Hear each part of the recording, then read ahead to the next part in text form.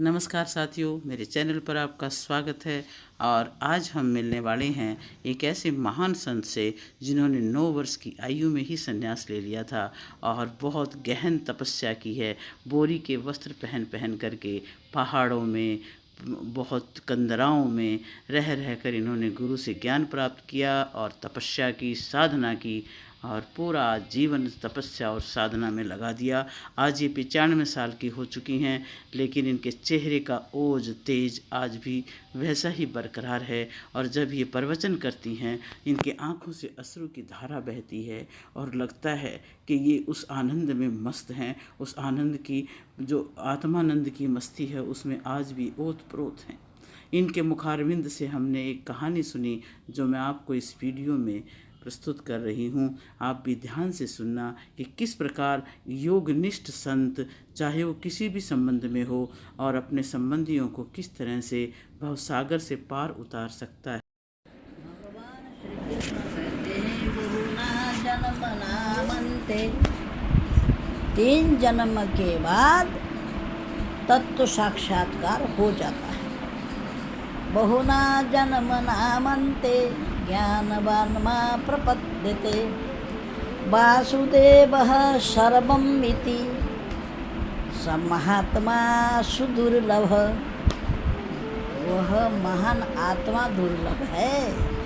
महान आत्मा का नाम महात्मा है। क्या है? महान आत्मा का नाम महात्मा है।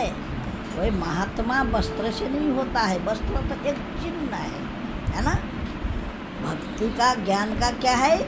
चिन्ह है। हाँ, चिन्ह है। भगवा का मतलब होता है इसको भगवान मानते हैं ना, इसलिए ये चिन्ह है। और बाकी जो जान जाना है वो ज्ञान है। प्रभु को समझ जाना क्या चीज़ है? भक्ति। और उसका मेरा संबंध क्या है? उसका मेरा संबंध क्या है ना? ये को जान जाना, निष्ठा हो जाना, इसका नाम है ब्रह्मनिष्ठ। इसका नाम क्या है? ब्रह्मनिष्ठ। ब्रह्मनिष्ठ। इसमें निष्ठा पक्की स्थिति हो जाती है ना। तो ऐसी यहाँ हमारे भारत में बहुत से तो ऋषि हुए, बहुत सी देवियाँ हुई। जैसे गार्गी है, मैत्रेयी है, मदालसा है, चुड़ाला है ना। चुड़ाला अपने पति की गुरु बन गई। महारानी है चुड़ाला, राजा है शिखरध्वज। शिखरध्वज को पता नहीं हो क्या है, उपदेश करती रहती हो। अब बिना श्रद्धा के, श्रद्धा बिना तो ज्ञान होता है। श्रद्धावान लभते ज्ञानम। भगवान श्री कृष्ण कहते हैं, ज्ञान कहाँ होता है? जहाँ श्रद्धा होती है। श्रद्धा पति पत्नी में हो ही ना सके तो ज्ञान नहीं हो रहा। राजा रानी ने विचार किया कि इसका मेरा संबंध है, इसको दोबारा जन्म मरण में तो नहीं जाना चाहिए। अब क्या होना चाहिए? और उन्होंने पंडितों को बुलाया कि राजा को ऐसा उपदेश करो कि जहाँ जाए राजा को वैराग्य का उपदेश हो। केवल वैराग्य और कुछ। पूरे राज में जहाँ राजा जाए, अब सब जगह मंत्री, तंत्री, जंत्री, पंडित, फंडित, जनता, फंता सब वैराग्य का उपदेश करें। जहाँ जाए तहाँ वैराग्य की बात सुनाई पड़े राजा। राजा के मन में आया, मेरी प्रजा इतनी वैराग्यवान, मैं इतना मूढ़। राजा को एकदम वैराग्य चल रहा है। रात को 12 बजे निकल गया घर से। अब रानी तो योग सिद्ध है, योगी है। अब बैठ के देखा, रानी ने कहाँ जा रहे हैं। अब चलता चलता चलता चलता जंगल में कहीं गया, बहुत दूर एक पेड़ के नीचे बैठ गया राजा। रानी ने विचार के हाँ गया तो बैठा है, बैठ गया। अब वहाँ राजा साधन करने लगा, ध्यान करने लगा, भजन करने लगा, जप करने लगा, सब काम करने लगा। अब वहाँ जितेंद्रिय भी हो गया राजा। फिर रानी ने विचार किया कि अब काम तो चलेगा नहीं ऐसे। रानी ने प्रजा को, मंत्रियों को बुलाया कि 1 महीने के लिए आप राज को चलाना। 1 महीना आप जैसी राज चल रहा है, राज की स्थिति राजाओं की ऐसी चलनी चाहिए, इतनी भी कमी नहीं, 1 महीना बाद आऊँगी मैं। ठीक। और रानी ने वेश बदला, रानी उड़ गई। योगी लोग उड़ते, उड़ गए और पीले कपड़े पहने और तिलक पिलक लगाया ब्रह्मचारी का, ब्रह्मचारी वेश में पहुंच गई, जाके खड़ी हो गई। राजा ने देखा ब्रह्मचारी आया कोई, राजा ने उठ के प्रणाम किया। महाराज परिचय ने कहा, मैं नारद का शिष्य हूँ, है ना, ब्रह्मलोक रहता हूँ, ब्रह्मलोक से आया, ब्रह्मचारी हूँ। ठीक।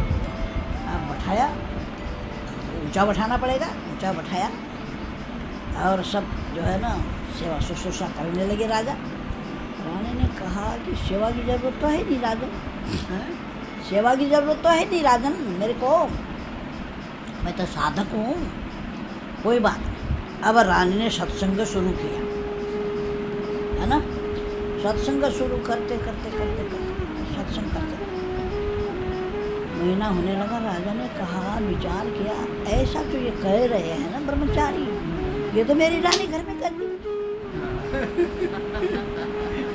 ये तो मेरी रानी घर में कहती चुड़ला,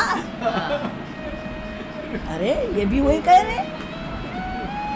अब राजा की श्रद्धा बढ़ गई ज़्यादा, कहने लगे राजन अब मैं जा रहा हूँ, फिर आऊँगा। अब उड़ के चली गई, आकर के फिर रहे, रात का देखा वहाँ, फिर 1 महीना बाद फिर चली, फिर राजा को उपदेश शुरू कर दिया उन्होंने।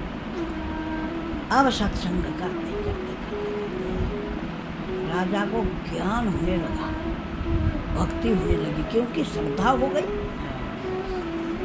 ज्ञान भक्ति होने लगा।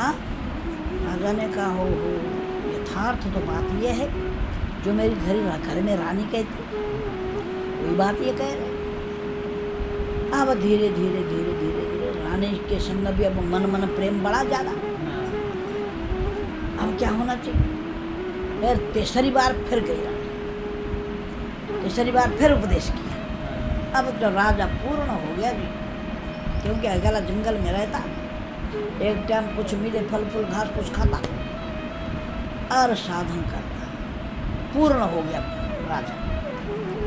अब तीसरी बार आई रानी, रानी ने विचार किया राजा पूर्ण तो हो गया है, अब देखती हूँ ये कच्चा है कि पक्का है। फिर अपने वेश में गई, माने जैसा मंच और ऐसा नाटक, अपने वेश में गए चुड़ाला के। राजा ने देखा चुड़ाला आ रही है, जा करके पाँव छुए राजा के, अब बैठ गए नीचे। आप बातचीत होने लगी, धीरे धीरे धीरे धीरे धीरे धीरे राजा ने सभी बात अपनी खोल के सुना दी। रानी ने कहा कि ये पक्की बात है, मैं हाँ पक्की बात है। आप घर में कहे थे, पहले मैं समझता नहीं था, अब एक ऋषि की बड़ी कृपा हुई, मेरे गुरु है वो उन्होंने मुझे पूर्ण कर दिया। कहने लगे अच्छा पूर्ण कर दिया ना, कह रहे पूर्ण कर दिया। चलो अब संसार आपको कैसा दिखता है, मिथ्या दिखता है ना, या तो मिथ्या दिखेगा या ब्रह्म रूप दिखेगा, 2 चीज दिखती है, या तो है ही नहीं कुछ, मिथ्या है सब, दृष्ट नष्ट, देखते देखते नष्ट होता है मिथ्या, या सारा ही ब्रह्म रूप है, मिथ्या भी तो ब्रह्म रूप है पूर्ण होने पे। राजा ने कहा सारा ही मिथ्या है, क्या है इसमें। राजा ने विचार किया ऐसे तो काम चलेगा नहीं, अभी देखूंगी परीक्षा करके। योग शक्ति से एक पुरुष की रचना करी रानी ने, पुरुष की रचना करी, वो योग शक्ति का पुरुष है, वो हाव भाव करता है उसके संग, रानी के संग बातचीत करता है, हाव भाव करता है, हंसी मजाक करता है और स्पर्श करता है। अब जो है राजा ने देखा, राजा को कुछ नहीं, राजा तो पूर्ण हो गया। फिर रानी ने उस पुरुष को अंतर ध्यान कर दिया, बनाया हुआ था तो अंतर ध्यान कर, राजन ये आदमी मेरे संग ऐसा करता है, आपको खराब नहीं लगता? कहते आपको बुरा नहीं लगता है? ये आदमी आया मेरे संग ऐसी ऐसी बातें करता, ऐसे ऐसी चेष्टाएं करता, आपको अच्छा बुरा नहीं लगता है? कहने लगे महारानी ये सब मिथ्या, ये सारा कुछ मिथ्या है ही नहीं, कुछ एक है जो है उसका कुछ बिगड़ता नहीं, ये सब है ही नहीं। महाराज ने कहा बस राजा पूर्ण हो गया। अब राजा हो गया पूर्ण। कहने लगी महाराज अब चाहे जंगल में रहो, चाहे महल में रहो, चाहे माल ग्रहण करो, चाहे घास ग्रहण करो, बात तो बराबर है ना? तो महाराज अब तो महल में ही चलो। मैं चाहती क्या थी यही, और ये स्थिति, ये कौन है वो ब्रह्मचारी? वो रानी चूड़ाला है, रानी चूड़ाला है वो।